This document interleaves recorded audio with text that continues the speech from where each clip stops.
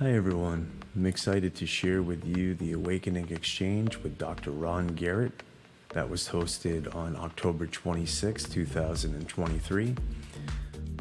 During this exchange, we explored reentry and pathways to reentry.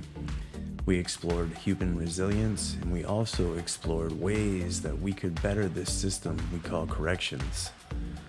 Collaboratively, we had some discussions that really brought out a lot of gems, and we hope by you watching this replay, you'll be able to get an idea of the experience that we shared together this evening.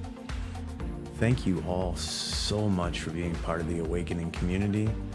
Thank you for being part of Sutra, and thank you for helping us grow the Awakening. We have now reached over 300 people on Sutra. We have 1,400 people on our mailing list, and the numbers keep growing and growing. We're excited that our reentry training will be launched within the next 5 to 6 months, and we are excited that our peer-to-peer prison program is underway and being developed. Thank you all for your love and kindness, and once again, thank you, Commissioner Liberty and Warden Magnuson, for providing these opportunities. Many blessings, and I hope each and every one of you enjoys the exchange, and we look forward to seeing you next month in November. We'll be hosting Don Cabarello from Ace Overcomers, and it will be an exciting event. Thank you all. Many blessings. Enjoy.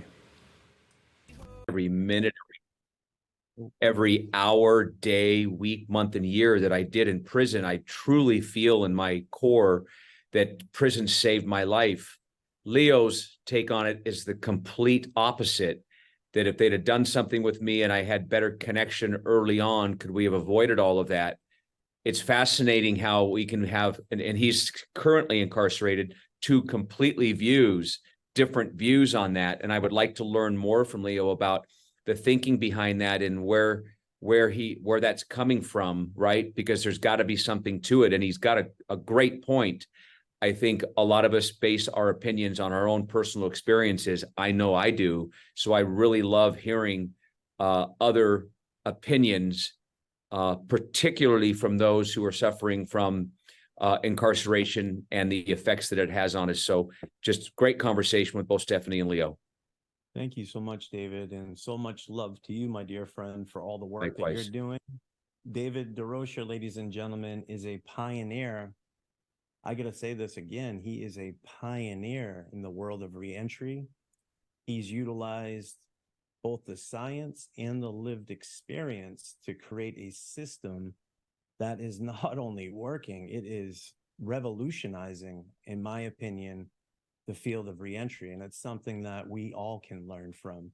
If you haven't read the book, Crucial Conversations, I'll put it in the report out. David's organization is actually mentioned in there.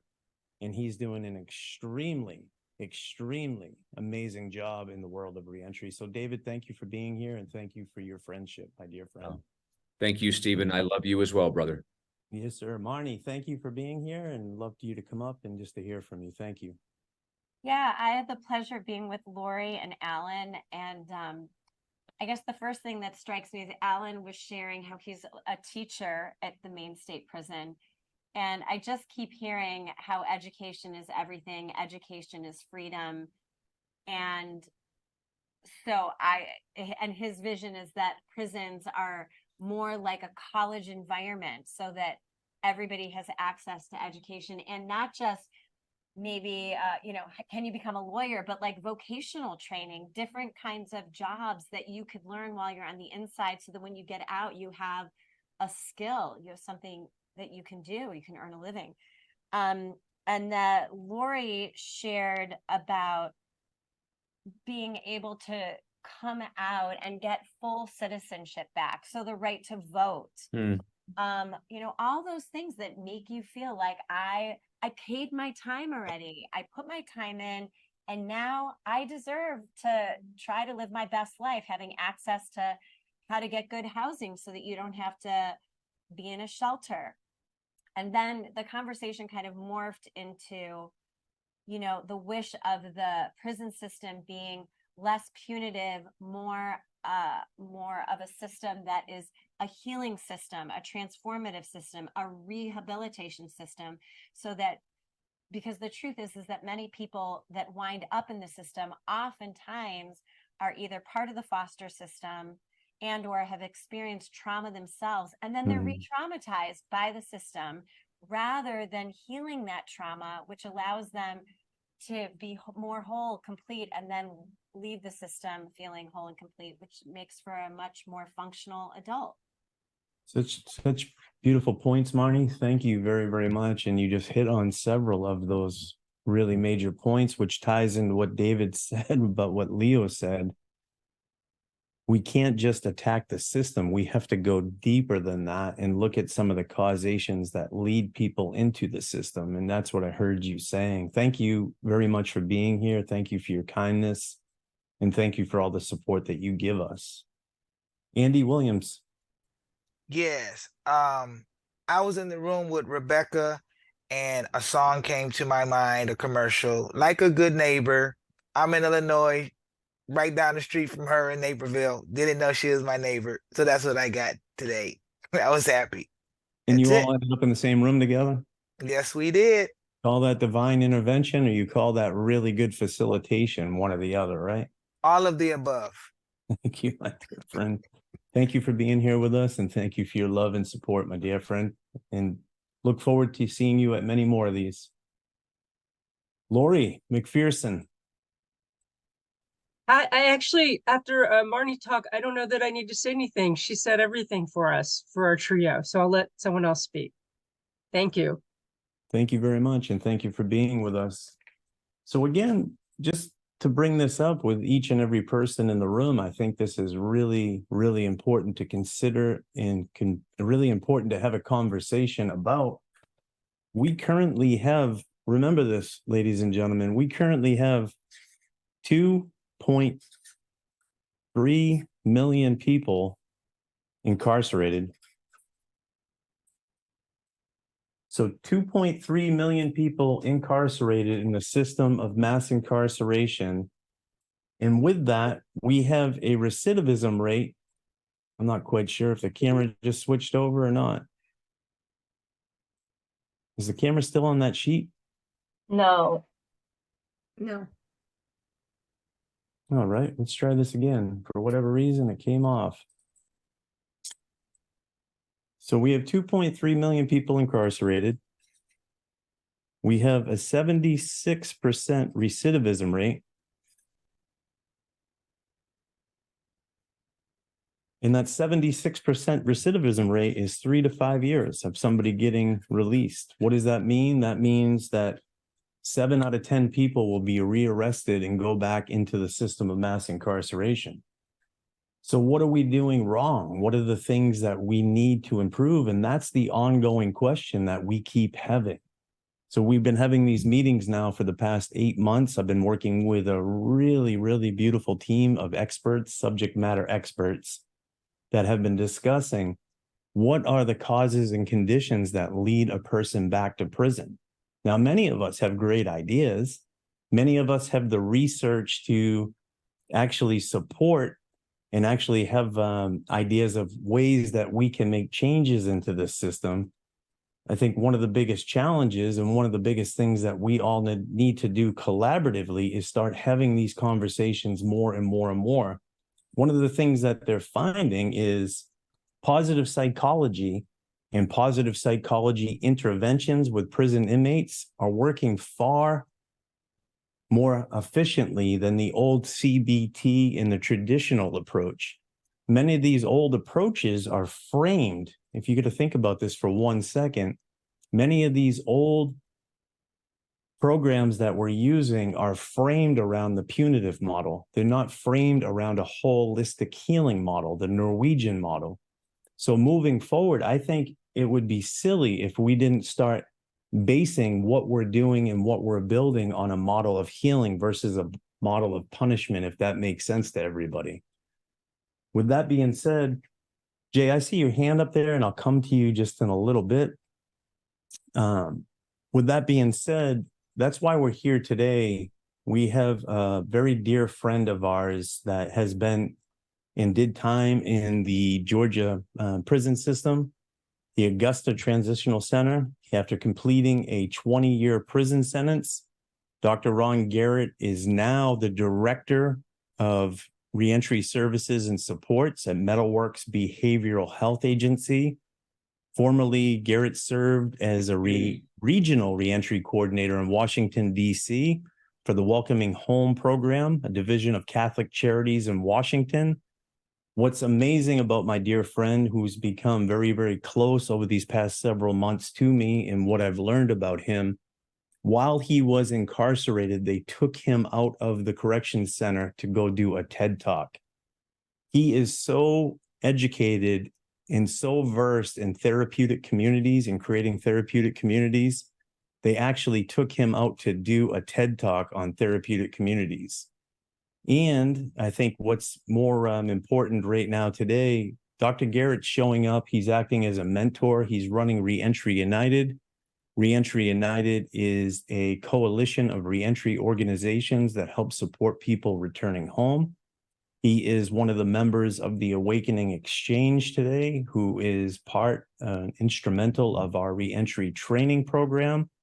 In addition, he has served as a chaplain's aide and core leadership and implemented the Walker Faith and Character-Based Program. It's a 400-bed facility, which became the first faith and character building program within the Georgia Department of Corrections.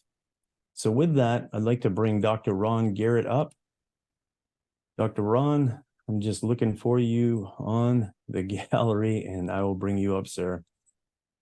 I see you right there. Dr. Ron, welcome, my dear friend. Good evening. How are you? Glad to be here with you. I'm grateful that you're here with us. Holy Moses, it's always good to see your smiling face, and it's always good to be in your presence. I think before we get started, there's a longer bio. I didn't want to get into that. I'll send that out into the report out.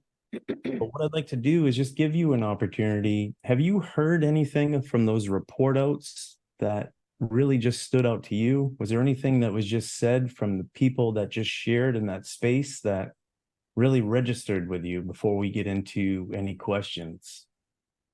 Well, actually, there were several things, but I'll just touch on two. Really the need for comprehensive reentry programming to be a part of the prison process. And then secondly, that it has an education focus. I believe there's been 2 or 3 individuals tonight that commented on the fact that we need to have greater access to not only education, but secondary education in the correctional space. Thank you very much. And I love that, and I have to agree with it. I think some of the biggest changes that I'm seeing here at the Maine State Prison derive from education and the educational opportunities that we have dovetailed in and coinciding with the holistic programming that they're allowing here. Dr. Ron, just to begin this, your journey to become the reentry go-to person, a person that's running Reentry United and doing so many things to help so many people, didn't just come about. How did you get to this place that you're doing so much to serve so many people, to report to the governor's office there in Maryland, to work with the state's attorney, to work with many different recovery and behavioral health houses? How did you get to this spot that you're at today? Well, I'm gonna try to give the short answer. That's a lot. But with that said, I was, of course, my family is of servant oriented. I come from a Christ-centered roots. Grandparents on Methodist on one side, Baptist on the other. So caring about others is something that I guess I would say is in my blood. We were brought up correctly, learned how to live the right way. I had great role models, but of course, there came a time when, at 17 years old, I thought I was smarter than everyone else, and I thought I could live life on my own terms, which helped to usher me into the Georgia Department of Corrections. But I say all of that to get to the point that once I was found myself incarcerated, and saw the plight and saw the lack that was in that space, I became my life's mission became to become equipped and prepared to serve returning citizens and our families when the day would come that I would be released from that environment. It's amazing. And you've done a lot and you've absorbed a lot that I see you embodying. It's not just in your head, it's actually in your heart. It's the way that you have conversations with me. It's the way that you have conversations with those that you're supporting and helping.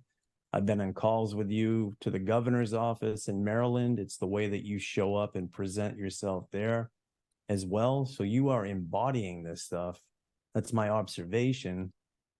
Can you share with this audience today a pivotal moment or experience that really ignited your passion for reentry? Something that's happened that just really sparked up your desire to be part of this? Well, I would say really, I mean, it's kind of been a series of things. When I first went into the system in Georgia, I went in during the time.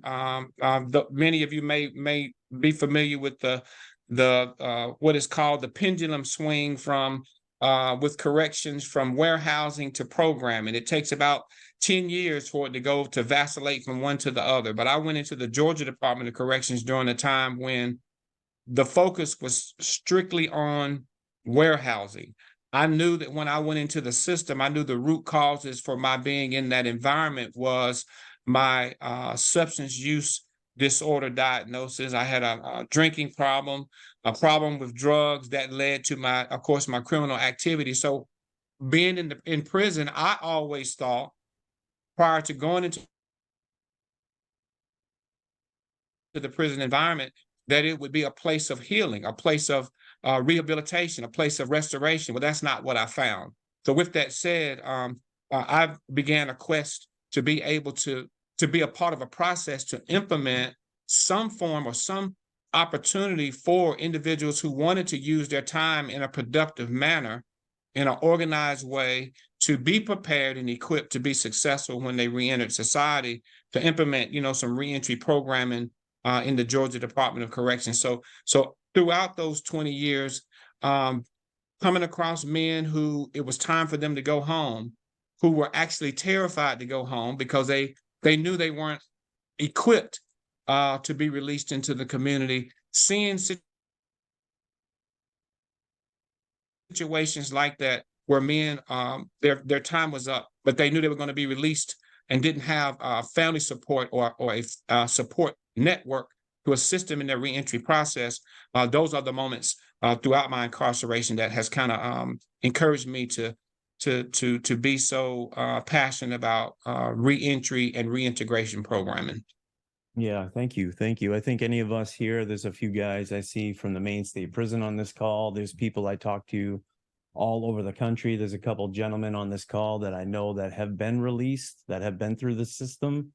And we all run into the same challenge, so you need to, I understand, to have a good solution, you need to fall in love with the problem, Dr. Ron, something we talk about in our weekly meetings. And falling in love with the problem means identifying some of the causes and conditions that exasperate the recidivism rates. Right. And exactly what you were saying. I remember a day we went into a case manager's office here at the Maine State Prison. This is years ago before the change.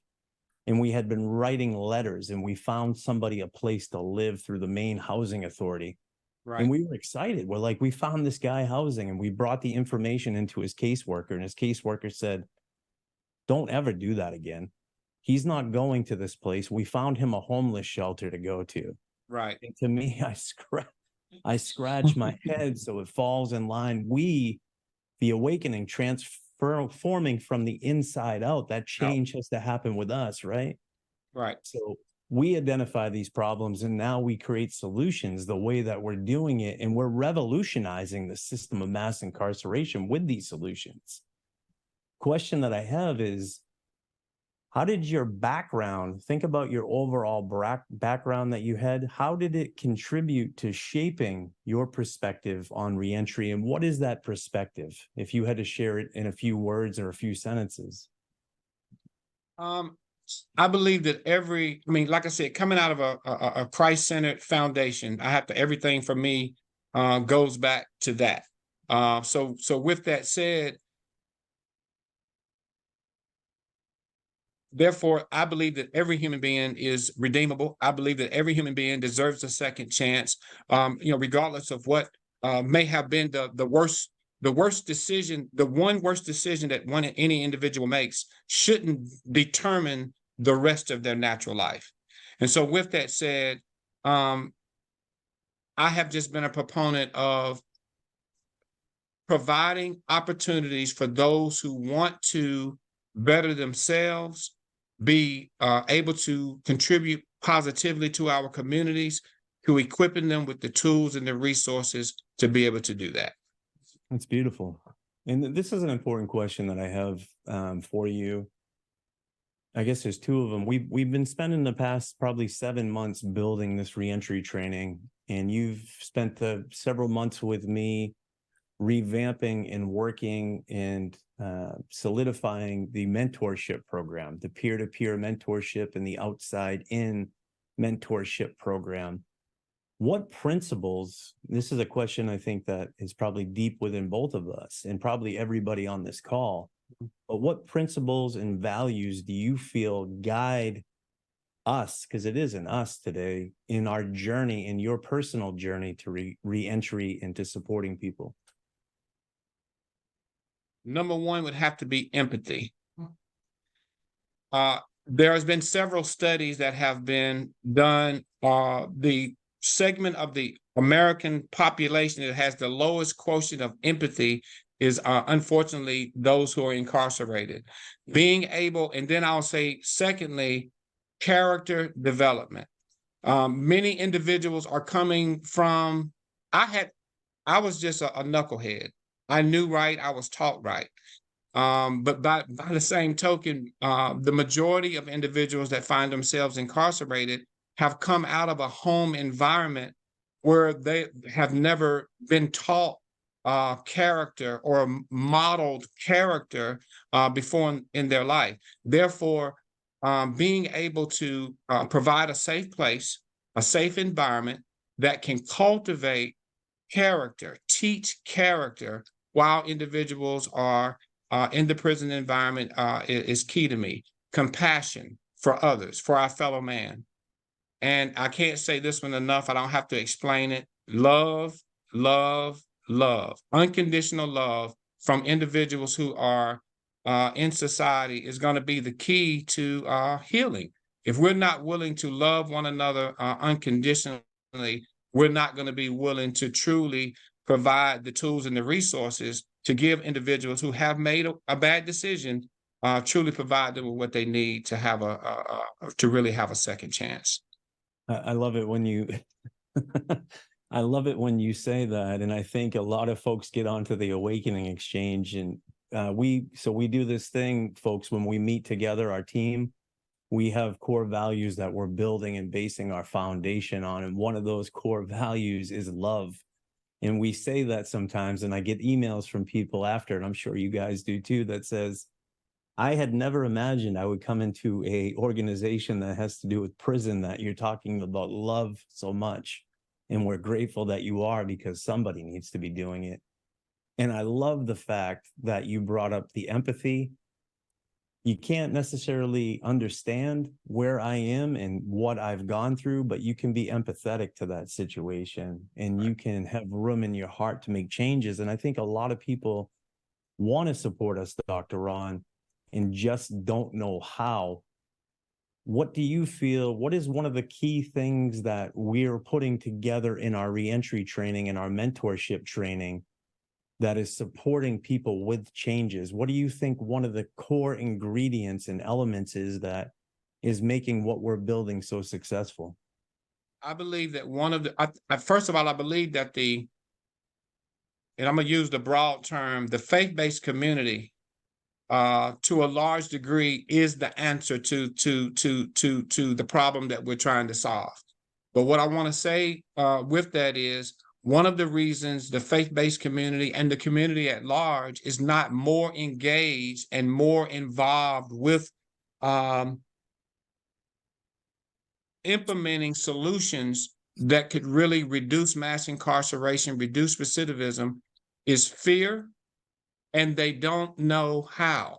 I have met multiple people and spoken with multiple organizations who want to be engaged in assisting returning citizens, but out of fear and out of not really knowing what to do, they just stay on the sidelines. So with that said, being able to develop a process to train and equip members of the community who haven't necessarily experienced the prison environment with the tools and the resources to be informed on how to engage individuals who have served a significant amount of time in prison, because there's a lot that one needs to know when you're dealing with someone who is coming home after serving 20, 25 years in prison. Another is being able to equip families. Families don't quite understand that Tony, who was 20 years old when he went off to prison, he's coming home at 59 years old. He's not he's a grown man now, and he doesn't want to be told what to do. He does not want anyone to fix his life for him. But families don't quite understand how to approach and how to engage their loved ones who have served time in prison, and being able to provide a training to assist them with that process, I think will go a long ways with reducing recidivism. Huge, and really properly said. I have a lot of friends that return home. I think we all do on this call. People that are returning home there, and our families don't know how to meet and greet us. They don't know the best way to meet us where we're at. And they don't understand exactly what we have gone through and how to meet us and give us those things that we actually do need, which is really presence and really just being there to support us. So I think what Dr. Ron is talking about is, over the past several months, we've been working to pull in elements of research. We've been working to pull in different ideas from folks that have been through the system of mass incarceration to build a training that helps not only society, but also helps family members understand what it's going to be like when we're released back into society and how to best serve us. Dr. Ron, this is, I think, an important question. If you were given a couple minutes to share, if you were just given a couple minutes to share with the world, what would you change about the current prison system? What are some things that you would change about the current prison system that you feel would revolutionize the way the system of mass incarceration is currently doing business? In 2 minutes? There's a lot. I have to get with my good friend Miss Donna and brother Dave DeRocher, and I think we would need a little more than 2 minutes. But quickly, I'm gonna bullet point some things since we have said 2 minutes. So number one, I would like to help or hope that we can help our communities understand the difference between reentry and reintegration. It's two totally different things. And unfortunately, prison ministry is not reentry. And folks need to understand that. So with that said, I would love to create an accountability criteria for prisons that would be mandatory.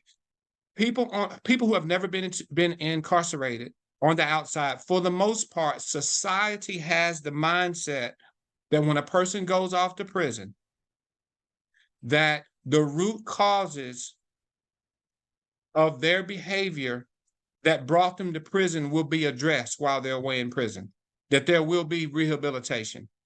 But I must I must tell you that that is in most systems across the country, that is absolutely not the case. So I would like to see there be an accountability process. If prisons are failing at a 76% rate, then definitely we need to do something. The airlines couldn't function that way, right? So therefore, an accountability process. I would love to see that there be that it be made mandatory across systems to implement therapeutic communities. It is the most cost-effective way to engage returning citizens and equip and prepare individuals for successful reentry. I would definitely love to see an increase in the ability for incarcerated individuals to engage in remote work. I only know of one state system in the country currently that's doing it, and that will be Maine, of course. But I believe that equipping incarcerated individuals with the tools to work remote jobs at a livable wage, the same wage someone in the community would earn for that job, would give the ability to keep families together, because one of the number one reasons families separate while someone is incarcerated is not always that the significant other in the community doesn't want to stay in the relationship. A lot of times it's economic. Lastly, I would want to create regional one-stop shops to coordinate reintegration services when individuals are released from prisons. If a person, there are some regions of the country that have some great reentry programming, and of course that would be programming that's taking place and preparing individuals for a successful release into the community. But when they're released to the community, there's not a coordinated process for reintegration services. In other regions, there's great reintegration services, but the individuals that we're getting released from the state prison system, they're not prepared to engage. And so we need to have a process that connects the two. I love that, Dr. Ron. And I just wanted to say this. Thank you, Leo. Colorado is actually doing some things with the remote work, and there's some states out west that are doing things with call centers. But the problem is a lot of these prisoners, and I'll say this with dignity, are being exploited. The state systems are exploiting them, taking the vast majority of the pay, giving the prisoner very little, and the company's making a lot of money off them. And I don't believe in that. I think that's wrong. 13th Amendment to the United States Constitution still allows for slavery to take place. That's the truth. Right. The reality is what Commissioner Randy Liberty is doing, what Warden Magnuson, what Dr. Ryan Thornell is taking out to Arizona. That's the model. Dr. Ron, I love you. I am grateful to be your friend. I'm grateful to be somebody that is on a team with you, that gets to create solutions for this broken system that we call corrections. I just want to thank you for being here with us today. And I just want to thank you so much for sharing. Ladies and gentlemen, if you could just unmute and go ahead and unmute yourselves and just thank Dr. Ron for being here with us, that would be fantastic. Thank you. Thank you, Dr. Thank you, Ron. Thanks, Dr. Dr. Thank you very Ron. much. Thank you very much. All your suggestions. Awesome. You're amazing. Great. What I'd like to do is if we could just take the next few moments and write, what I'd like to do is just write down, if you still have your pen handy, if you could just write down what were the gifts that Dr. Ron gave you today in his short interview. What were the gifts that Dr. Ron gave you today in the short interview that he gave? What is it that he shared with you that you will take with you?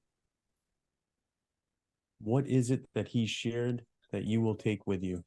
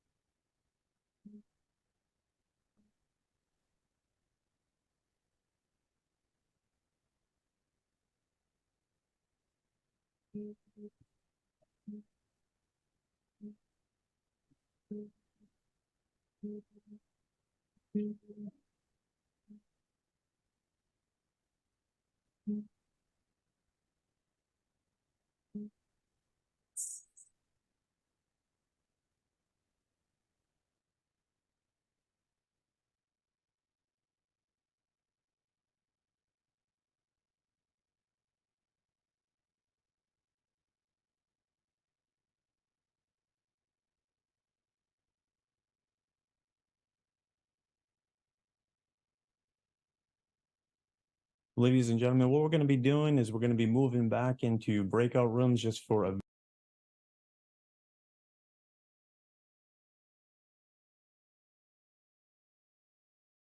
Steve, you're muted. We're going to be moving back into breakout rooms again, and we're just going to be going through that same process. That first person will share, the other two people will listen, then the next person will share, the other two people will listen, third person will share, and we're going to have a minute per person. This is going to be a very quick breakout room. This will be about 4 minutes. We'll be back here in about 4 minutes. So what I'd like you to do is everybody have their gallery view up on their screen? Everybody have the gallery view up on screen? Maybe look at the screen right now. There's some interesting people on this screen. Everybody wave to each other. So maybe let's get even a little bit friendlier. See the person over to your right? So just go ahead and give that person over to your right a high five. And go ahead and give that person over to your left a high five. Give that person up top a high five. And then give that person down below a high five. So everybody feels loved. What we're going to do is just throw your hands up to the screen. I'm doing this for a couple different reasons. One, I know you're not on your keyboard. Two, I want to produce some good energy. And just go ahead and rub your hands together. Maybe look for that person on the screen that you really hope to be in a breakout room with. Let's see if we can have a divine intervention here. We're going to be in these breakout rooms only for 4 minutes. So please keep your answer to what you have written down, and please give everybody a space to share. We'll be back here in about 4 minutes. Let's see if you end up with the person that you're looking for. Thank you.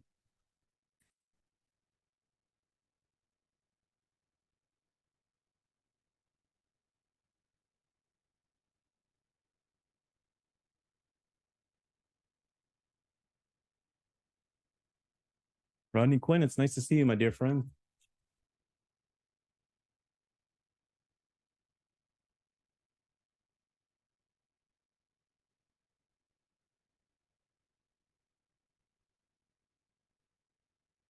Francine, can you join the breakout room?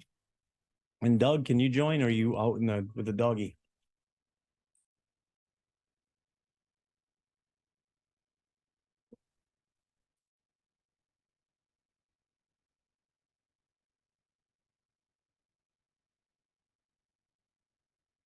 They might have stepped away Hey, Bill. because they might have stepped away because they are assigned to the rooms. Bill Hobbs? Bill can't remember. I'm gonna see if I can Don- put him. I'm Donna. gonna see if I can move him. Donna, Steve, I'm driving. I really don't want to go into a breakout room if I can keep from it. Donna, can I move you into breakout room number 8? I'm good. You think, wait, let me see something.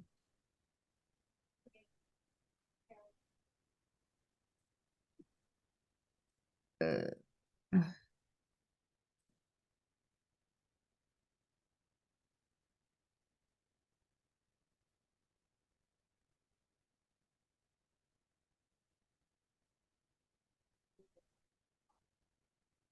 think it's okay. So even though it's 2, it'll be fine.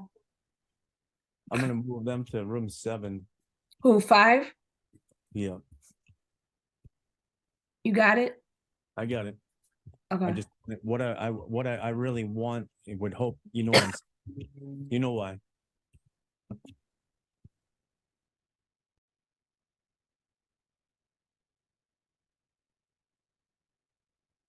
I can't hear you, my friend. I think you hit the mute button. What are you listening to? Because I sure can't hear it. Oh, you can't hear this? I'm over here Huh. dancing by myself. You're right. Can you hear it now?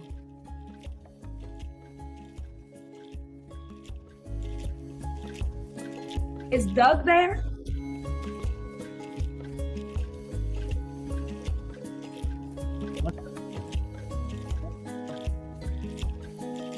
What'd you say? Must be doing something. Oh, okay. Is that a Mountain Dew you're drinking? I'm drinking a Mountain freaking Dew because I did not drink any coffee today.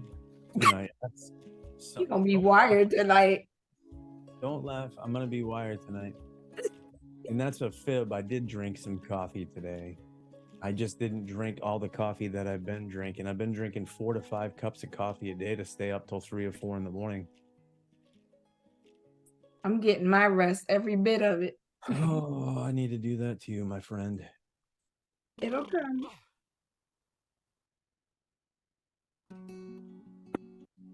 Stephen, did I just hear you say you've been staying up till 2 and 3 o'clock in the morning? Oh, Get him. Get him.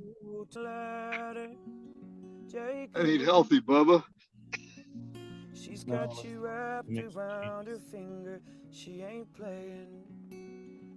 Push me the right way. Said you forgave me, but end up resenting. Oh, all the shameful things we do when we're afraid to our truth. Donna, thank you for throwing that in the chat box. Sometimes the only kind Right of there. love I got This next is exercise tough. we're going to do is really, really cool. It's going to be Sometimes the a little bit of only appreciative kind inquiry. is So we're tough. going to team. I don't know. I'm kind of fearful of the people that we just have to remember Francine is not Down on him. my river, Francine, are you there, Miss Fucht? full on disclosure. You call that She's like at sacred 3 in the morning right now. tobacco placement. How can I trust your guides? To me, they're just strangers. Get some more upbeat It's music going. us that drove you crazy. I'm just surprised you thought it was all mine to carry.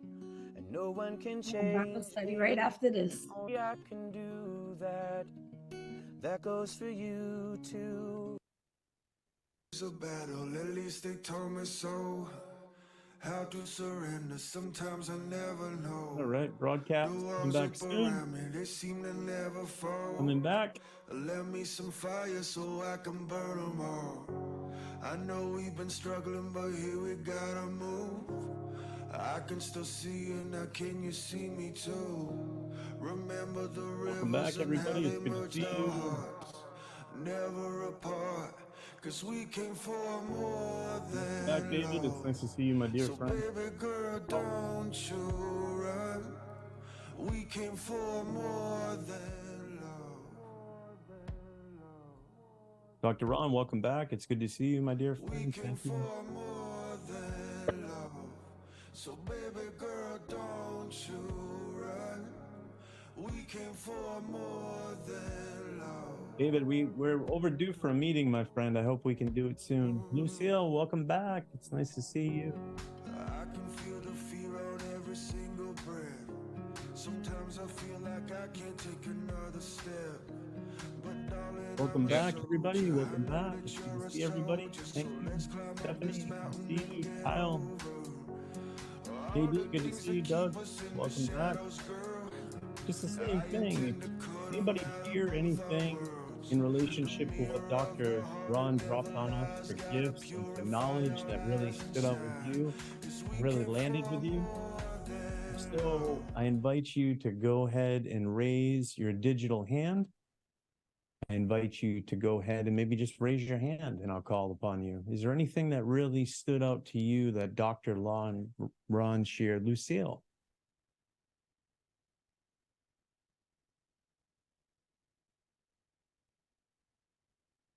What happened? Am I here? Yeah, you're here. Everything's Oh, good. Yes, you're here. I said that I ended up in Dr. Ron's breakout room, but the whole message of love and his consistency in bringing that message helps keep me grounded. So that was the major thing. The second thing was, the message is one of hope and resiliency and that we can get this done. And then thirdly, was he did add direction to what some of our next steps need to be.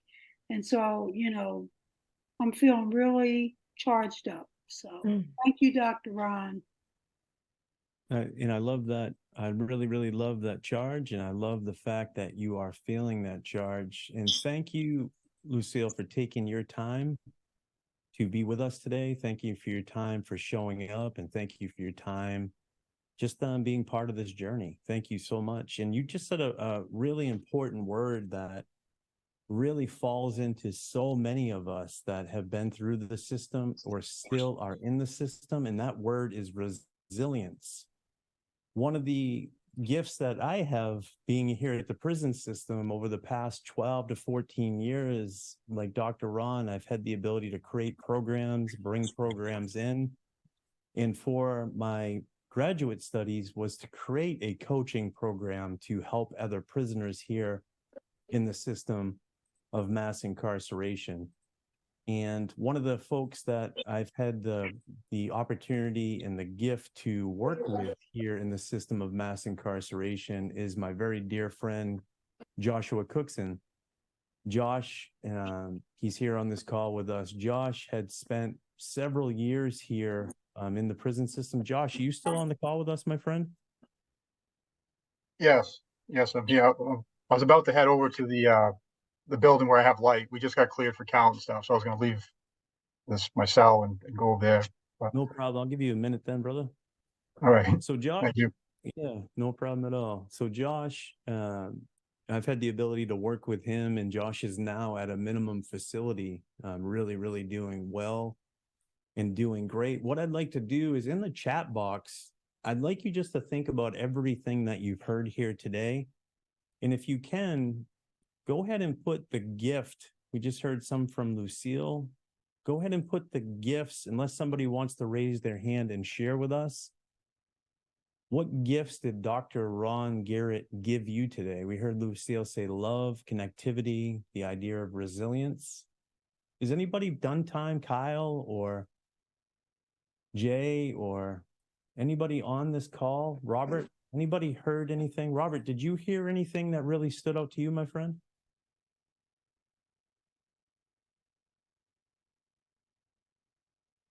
I think you might be muted, my dear friend, or my headphones. Yes, everything. It was the most inspirational minutes I've had this month listening to Dr. Garrett. The thing that stood out more than anything else, character. He talked about, we all have them. He talked about finding a way to teach people things to help them strengthen their character.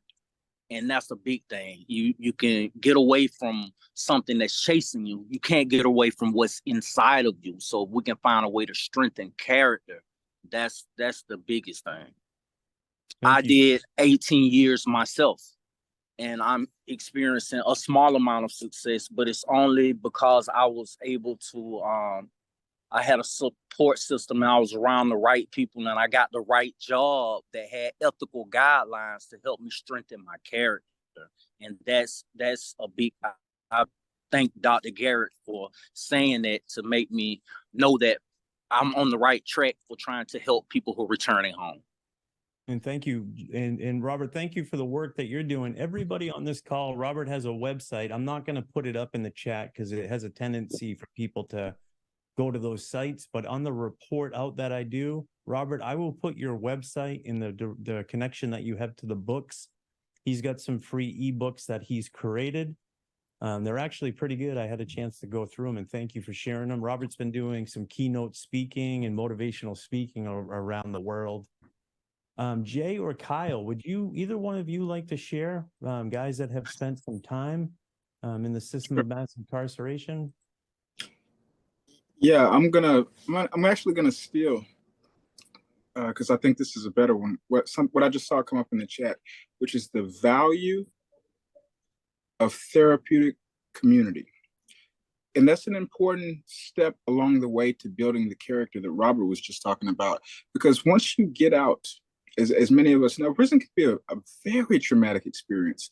And you're expected to hit the ground running when you get out, oftentimes with no resources. And what you never get a chance to do is to stop and decompress. I know for me, I had been out for about 15 years before I think my reentry started, or reintegration actually began. And that didn't come until I was able to get some therapeutic insights, some therapeutic self insights, learn some things about myself that I just never, got a chance to do in there, and never was exposed to once out of there. So I think those communities are necessary, and they need to be designed by people who are returning citizens, or who know firsthand what the impacts of prison can be on someone's mindset. And yeah, and I'll leave it there. Well, thank you. And who I'd like to bring up to the stage just real quick before we move on is none other than David DeRocher, who I consider a friend, a mentor, and somebody that really understands this idea of a therapeutic community maybe better than anybody out there. David, what are your thoughts?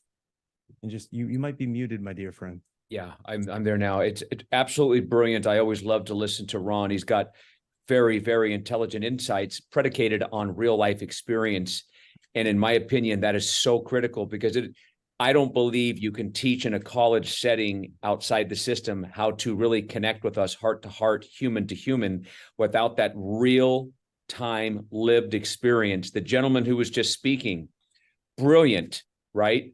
TC models on the inside, I think, are critical going forward. And when I say TC, therapeutic community, teaching morals, teaching values, teaching character is far more important than teaching somebody their GED.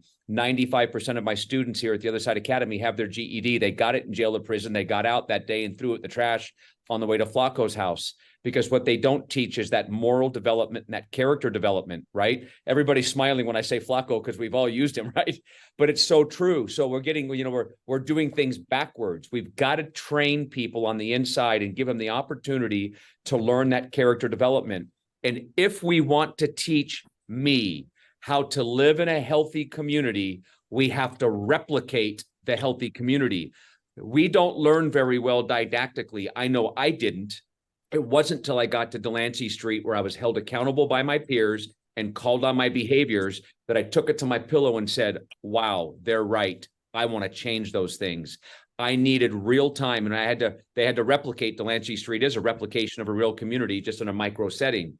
So that's what really worked for me. And I think it's really important that we start looking at, like we're doing here in Utah, I'm getting ready to hopefully get the warden and the Utah Department of Corrections to give me a building to start a TC on the inside. That is a critical component, but it's really hard to get people to understand something that their salaries depends on them not understanding. There are a lot of people pushing back, and I truly believe they don't want to see improvement. So we all need to work together like we are collaboratively to make some changes and move that needle and start educating people on the inside and giving us the opportunity. I'll finish with this. I want to be real about this problem, right? And I'll go to California prisons. There are some people in California prisons that do not want to change, period. We have to be smarter about separating the Dave DeRocher when he gets to prison from a mainline yard that is being influenced by gang members and all of those influences. And give me the opportunity while I'm in reception. Mr. DeRocher, would you like to go to a therapeutic yard where you can learn to live a healthy lifestyle? Or would you like to go to a mainline yard and get involved in the politics? We've got to start separating me at the very beginning. My goodness, what would have happened if I would have gotten that opportunity? We just take the Dave DeRocher's first time, boom, throw me on a yard, and then the white guys grab me and go, here's the prison politics. Are you in or are you out? We suck at that. Once we get people inside, of giving them the opportunity to not go down that path. So there's a lot of things I think we need to do differently. David, thank you very, very much. And we have a lot to learn from you. We have a lot to learn from each other. I just want to say thank you for the work you've done. Thank you for teaching me and educating me on the value of TCs. And I think there's something really big rolling out here. It will be rolled out in the next few months that I'm hoping that you'll be a part of as well. Just thank you for being a mentor and a good friend. And thank you for leading the way and being a pioneer in this space, utilizing your lived experience combined with love to help and accountability, right? Authenticity and accountability to help so many people. So thank you for being with us. You're welcome. Joshua Cookson, just thank you for being here, my dear friend, somebody that I've known for many, many years, somebody that I've had an opportunity and a privilege to work with, somebody I've had an opportunity and a privilege to be in college with, just a really good man, a really good heart, and somebody that's really dedicated when he puts his mind to something. Josh had the opportunity when we rolled out the Awakening peer-to-peer coaching program here at the Maine State Prison to be somebody that went through the first cohort when we were really prototyping it and rolling it out. The question I would have for you, Josh, is over your years of incarceration, how have peers and how has maybe our relationship, how has it helped you and supported you into where you're at today? And where are you at today? Well, today I'm at the minimum facility. Right before this meeting, I went to a place called Beach House Mountain, Beach House Reserve. I stood on this huge hill, but it's not quite a mountain. You got to be a certain amount of height for it to be a mountain. I stood there. Granted, I'm incarcerated.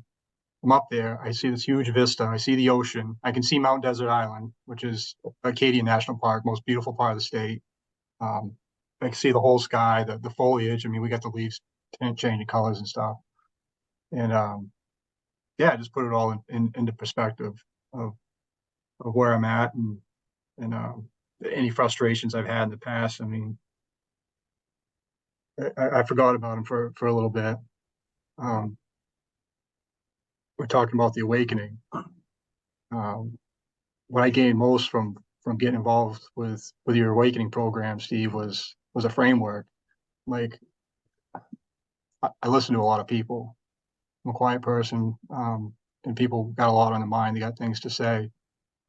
Having a framework to work with now, to kind of, because guys want to do good things. Like they might not be doing the best things for them right now. I mean, I think that's human nature. Like we're not perfect all the time, and being able to remind guys of that, they want to do better when they leave prison, because we know like 95% of all incarcerated people are getting released at some point. And I find myself in that role. Even I think it was 2 days ago, he's getting out in 12 days. I don't see him involved in any programs or anything like that, but he's got a business plan and he knows his stuff. And I was able to use that framework to kind of guide him into staying motivated, because this guy's going to make it. He's going to succeed if he executes everything that he was telling me about. He's done his homework. I mean, he's done his due diligence. But having that familiarity, I mean, we practiced. We sat in a room and we practiced on each other how to coach. How to listen. The active listening, using what it is that you told me, and using that to keep you speaking about what's important to you. It's beautiful. And Josh, I just want to share this. We've designed a training for guys to go through in the prison system. So there's a lot of different frameworks and coaching things out there, but this is actually a prisoner to prisoner peer coaching program based on accountability and mentorship.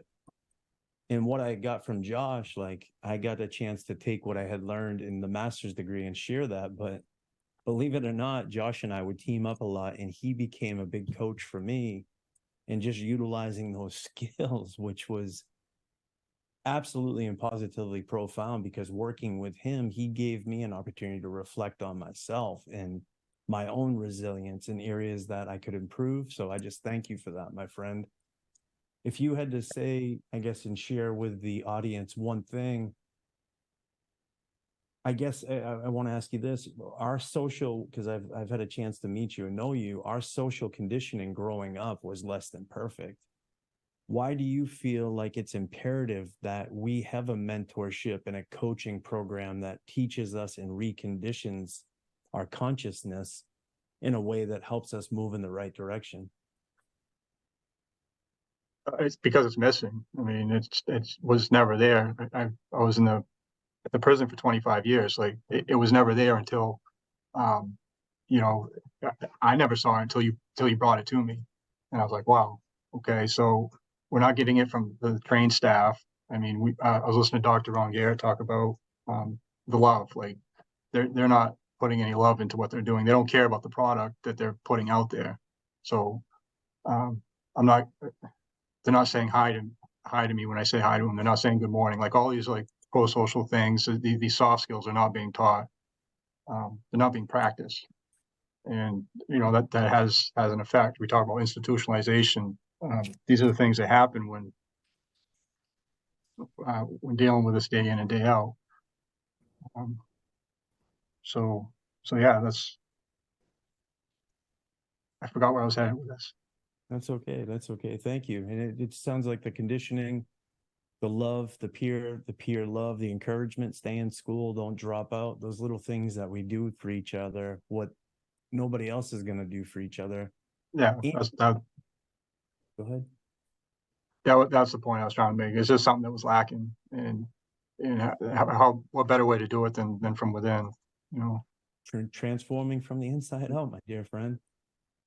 And Josh, I just want to say thank you. I love you. Keep up the good work. It's nice to see you. At minimum, I spent 18 years in here with Joshua, and he was just transferred. He's doing big things. He's going to graduate pretty soon with a bachelor's degree, and I couldn't be proud enough to be his good friend and his brother. So just thank you, brother. Thank you for being with us. Thank you.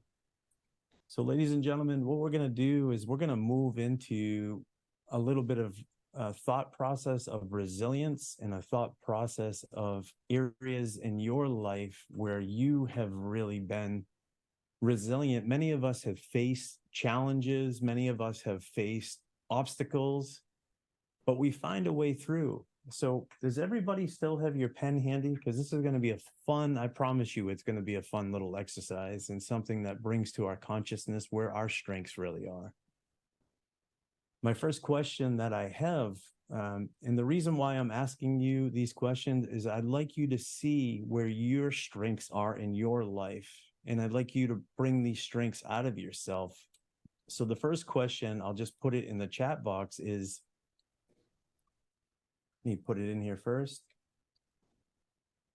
Beautiful. Can you think of a story of resilience? Where is a place in the last couple of years where you have faced a seemingly insurmountable challenge and somehow found a way through it? Think of a specific story or experience. And what I'll do is I'll just give you about 30 to 45 seconds to fill that out, and then we'll move on to the next question. There's a couple questions here.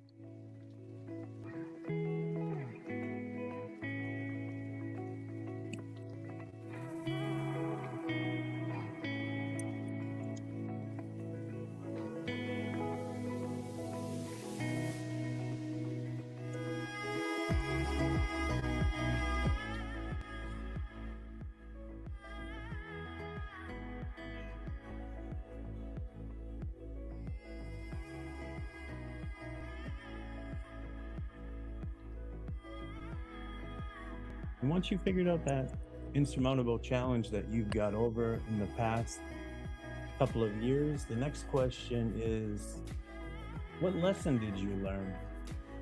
What is the greatest gift?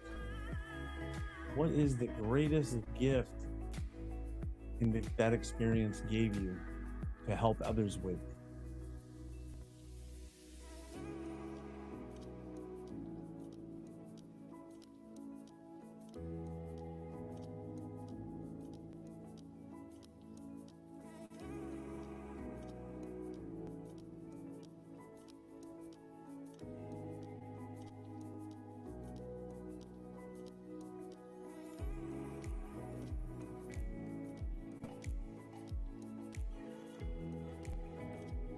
Then the last question is your wisdom that you learned.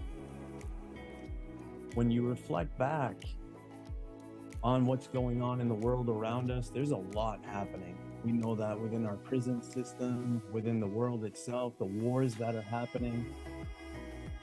When you reflect back on what's going on in the world around us, what new wisdom has emerged for you about life, about work, about yourself,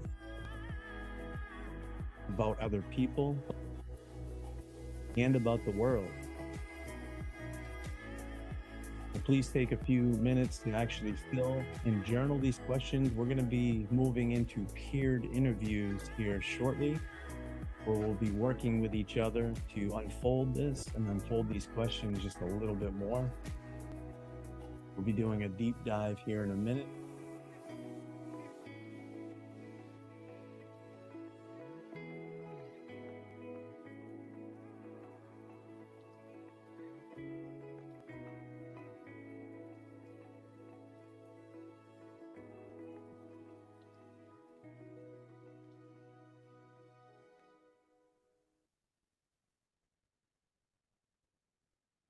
And then finally,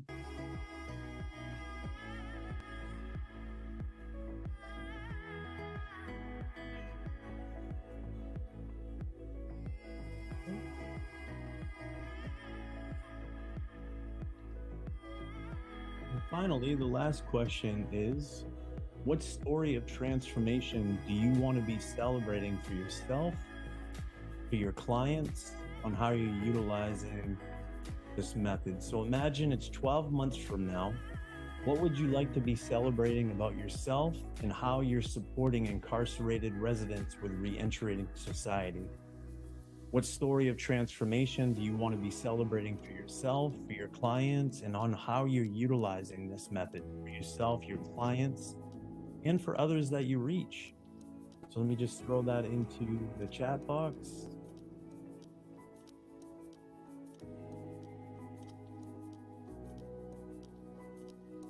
Imagine it's 12 months from now. What would you like to be celebrating about yourself and how you're supporting incarcerated residents with reentering society? And if you're still in the system, what are some things that you can be doing to support other people? What groups could you be running? What mentorship, tutoring, all that good stuff?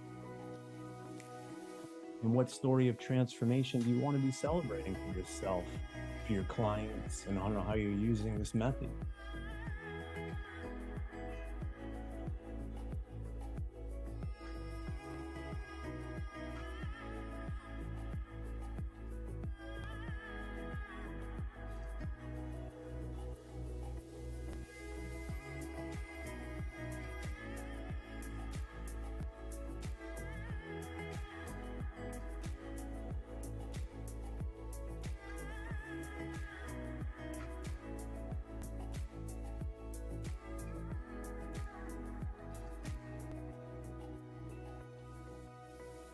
What we're going to be doing, ladies and gentlemen, is we're going to be moving back into breakout rooms again. And Stephanie, I saw your hand. I'll give you some space towards the end. I haven't forgotten about you, my dear friend. We will be moving into breakout rooms here. And what I'd like to do is I'd like to treat this like a peered interview. So what that looks like is it looks like us moving into the breakout room with each other. And if cameras are on, that would be really, really helpful because there'll be only 2 people in these rooms. So what we will be doing, let me just bring up the camera here just to show you. So those questions that are in the chat box, all 3 of those questions, what will happen is the first person will act as the interviewer. The second person is the person that is the interviewee.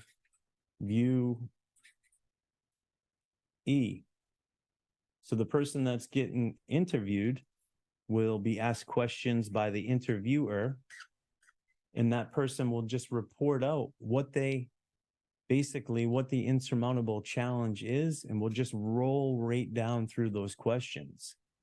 So I'm going to put the questions in the chat box. I will send them in a message so everybody has those. I don't want you to be without. And what I'll probably do is, for the sake of time, I'd like to move into groups of 2, if that's okay with everybody. To be able to do that, each person is going to have 5 minutes. So There'll be 5 minutes for each person to interview the interviewee. And what we want to make sure is everybody is seen, heard, and felt. This isn't a discussion. This is an interview. This is almost like you were going in for a job interview and you were asking somebody these questions. And what we're trying to do is we're trying to give people a space, and we're trying to give everybody a space to really dive into their consciousness in relationship to overcoming a challenge. And what I'll do, I'm going to go ahead and just put this in the instructions. Person A interviews person B. Person B interviews person A, asking all 3 questions. And after the interview, person A reflects back any appreciations that they've learned about the person. Then after the interview, person B reflect back any appreciations about person A. What I ask everybody in the group to do is, so here's the instructions. What I would ask everybody in the group to do is, if you can, take a screenshot. So after you each share, take a screenshot of your group, take a screenshot of the person that you're sharing with, and we'll be back here in about 10 minutes, everybody. So let me just go ahead. If you can just look at your screen, maybe see somebody that you really hope to be teamed up with. And for some reason, if your camera can't be on, is everybody on the call? Can your camera be on? Michelle, I see you now. Thank you very, very much. Let me just recreate these. And there'll be 9 breakout rooms. If you end up in a group where there's 3 people, please just remember brevity is really, really important so everybody can share. And this will give you an opportunity to get to know somebody a little bit better. I look forward to seeing everybody back from these rooms in approximately, I would say, 12 minutes, just for the sake of time. And if there's any questions before we move in, please just raise your digital hand and I'll answer those for you before we go. No questions. So I'm going to go ahead and open up the breakout rooms now. Amazing. A lot going on in this world right now, isn't there? Right back in that same area. Yeah. Unfortunately. Paula, welcome back. It's good to see you. Your smile says that you might have had a good discussion. That's good. Welcome back. Welcome back. It's good to see everybody.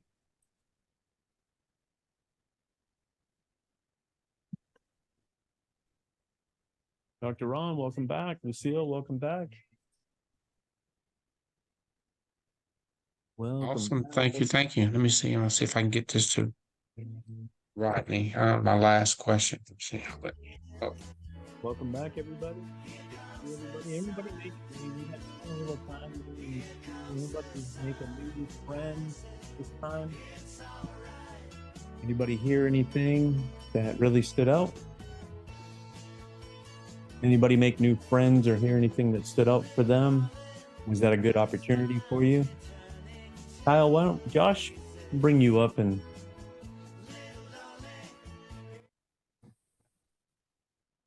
Josh, what was that experience like for you? Did you make a new friend? Did you hear something that really stood out? Yeah, I heard something that stood out.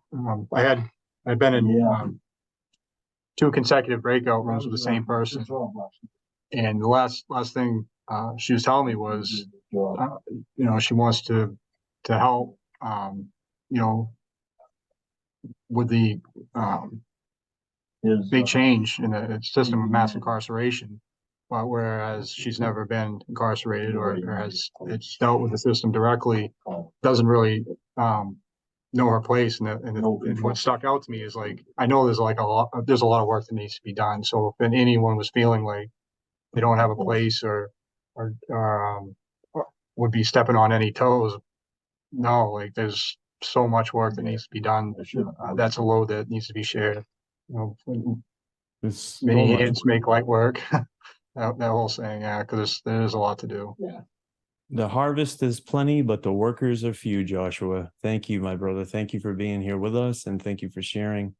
Lucille?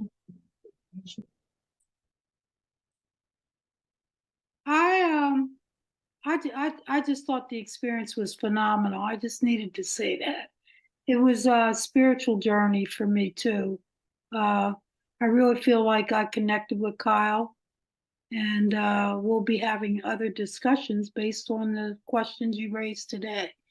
So, although we didn't have access to the questions, somehow we lost it in the chat. So we just drew off of what we recalled, and it worked out well. He's a natural interviewer. He is a natural interviewer, that man. He's a very good man with a very big heart, a mission. Thank you. Ladies and gentlemen, I just want to say I am grateful to be able to facilitate this meeting and to provide a space for all of you to make connections with one another. I am super, super grateful that we get to come together like this every month. And I have this opportunity from our commissioner and warden to be able to run programs, facilitate programs, and to work remotely from my prison cell, which is amazing. What I'm asking each and every one of you to do real briefly is in the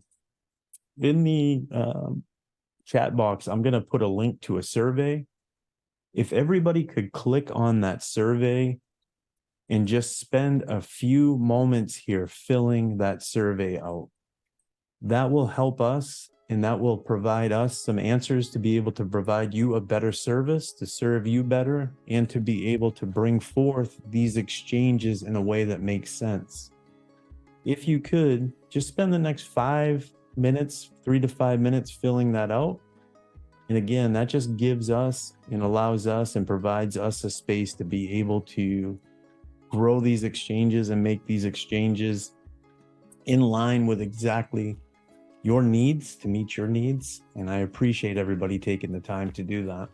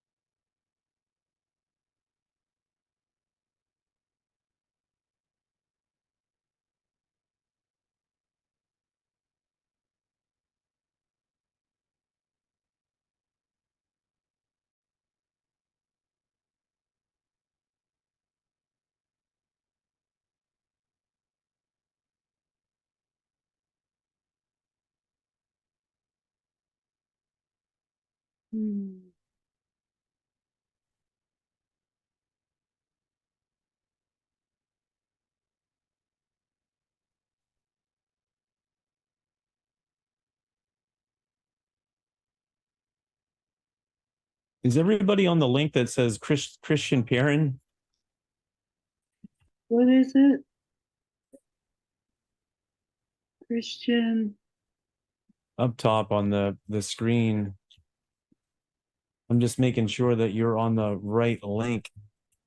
I have the Awakening Exchange feedback form. Is that That's where you're supposed to be. Is it does it say Dr. Ron Garrett up top? Yes, it does. Okay, perfect.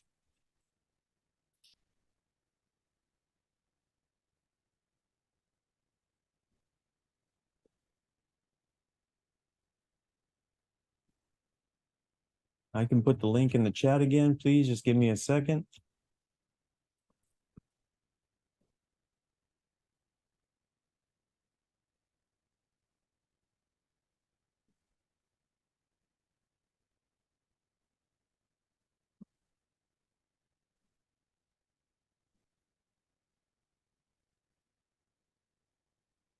There's a link in the chat again in case you didn't get it. And for some reason, if you can't finish up, please just take some time to finish that up when the meeting ends. Like all good things must come to an end. What I would respectfully just ask everybody in this group, if you could just go ahead and put this on gallery view. Just take a peek at everybody that's still left here. Thank you all for taking your time to be with us and share space. Maybe if you can, in the chat box, what's one takeaway that you're going to take with you from today's meeting? What's one thing from today's meeting that you're going to take with you as you leave and you enter the rest of your month and you enter next month? What's one thing that's going to stay with you in your consciousness? If you could just put that in the chat space, that would be fantastic. Love, love, love, says Kyle Robinson. Hope. Marty. I have a question.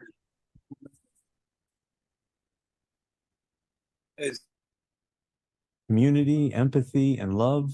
There's a network of people that believe in change. Thank you, Joshua Cookson. I'm not alone in my passion to change this system. We are a mighty team. Paula, thank you so, so much. Wisdom and compassion of others. Stephanie Morrison, thank you. And Steph, what I'd like to do, we have a minute left. I'd like to just allow you, I know you had some knowledge to share. Stephanie is a professor from Robert Gordon University in Scotland. I think it's probably pretty late there right now. Stephanie, I'd just like to give you a little bit of space to share, and then we'll close the meeting down. Oh, thank you, Steve. I just would like to say thank you to everyone. I'm sorry my Wi-Fi dipped out and I missed some of the conversations I went into. I just want to say it's such a privilege for me to be part of learning from, you know, the knowledge of what you're trying to do there in the USA. I think, you know, there's some things that we're doing in Scotland which we're a little bit ahead of the game, and I hope at some point I might be able to share those things with you. But I just feel that one of the key things is overlooked for this idea of re-entry and reintegration is that I think we overlook how deconditioned people come from the practical realities of daily life that become the real tripwires that trip people up. So I think the idea of therapeutic communities are so important, but that has to be about living everyday life as well. And I think, you know, we're trying to do this in Scotland. We have what we call community integration units. They're not always easy to accommodate in prisons, but we're trying a big culture shift in Scotland. And the words love and compassion and assets and co-design, these are being put into practice now, which for Scots people who are often a bit, you know, not very keen to show their emotions, it's quite a major, major shift forward for us. Stephanie, I've learned from you. You came here when I was serving in the hospice program with Candace Powell. Stephanie came to the Maine State Prison before we were ever functioning like this. And I swear to you, believe this or not, the seeds that you planted when you were here grew into an experience with our administration. So thank you for bringing the idea of trauma-informed corrections into the Maine State Prison, because here we are today with so many different opportunities to grow. Thank you. Ladies and gentlemen, I just want to say thank you all for all the love, for all the support, for all your kindness. Our next exchange is going to host Don Cabrello from the ACE Foundation. So we'll be talking about adverse childhood experiences and trauma. It's going to be an excellent exchange. Please keep posted for the Awakening Reentry training. There'll be more information coming out on that. And I just want to close by saying thank you. I love you. Forgive me. I'm sorry. And I hope and pray that everybody has a wonderful day. It's good to see so many beautiful faces. Thank you so much. Dr. Ron, thank you. If everybody wants to unmute and say goodbye, that would be fantastic. Thank you, Steve. Good night. Good night. Good night. Bye, everybody. Everybody have a great evening. Thank you for the opportunity. Thank you all. So good to see everybody.